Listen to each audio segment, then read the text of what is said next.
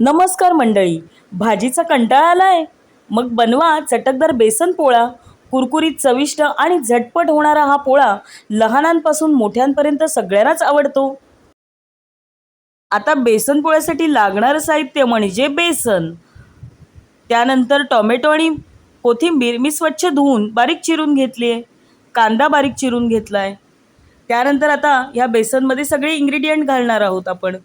सर्वप्रथम टोमॅटो, कांदा. आता कांदा मी थोडासा मिठामध्ये चुरडून घातलाय म्हणजे तो असा कच्चट लागत नाही. त्यानंतर कोथिंबीर घातली आहे. अर्धा चमचा हळद घातली आहे छोट्या चमच्याने. त्यानंतर आता लाल तिखट घातलं आहे. आपल्या आवडीप्रमाणे घालायचं. कोणाला तिखट हवं असेल तर तिखट, नाहीतर मग तिखट कमी. त्यानंतर आवश्यकतेनुसार म्हणजे चवीनुसार मीठ घातलेलं आहे.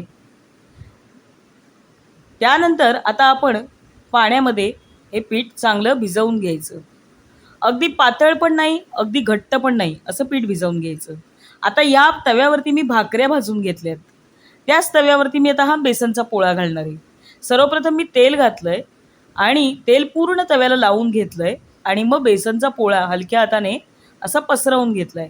आता यावरती मी झाकण ठेवते आणि 2 मिनिटानंतर तुम्हाला दाखवते. तर 2 मिनिटं झालेली आहेत. आता बेसन पोळा बघा या ठिकाणी तयार होतो आहे. आता ही वाफ जरा कमी झाली की आपण बेसन पोळा परतून घ्यायचा आणि बाजूने परत तेल सोडायचं.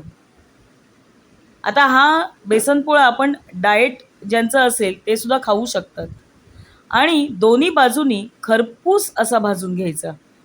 पहा, पहिला बेसन पोळा आपला तयार झालेला आहे. आता मी लागलीच 2-3 बेसन पोळे असेच व्यवस्थित खमंग असे भाजून घेणार आहे. तर अशा प्रकारे मिलेट्सच्या भाकरीबरोबर हा बेसन पोळा मी सर्व करणार आहे. खूप छान लागतो. असा खमंग कुरकुरीत असा बेसन पोळा करायचा ज्या पद्धतीने मी सांगितलंय त्या पद्धतीने. व्हिडिओ आवडल्यास लाईक करा. धन्यवाद.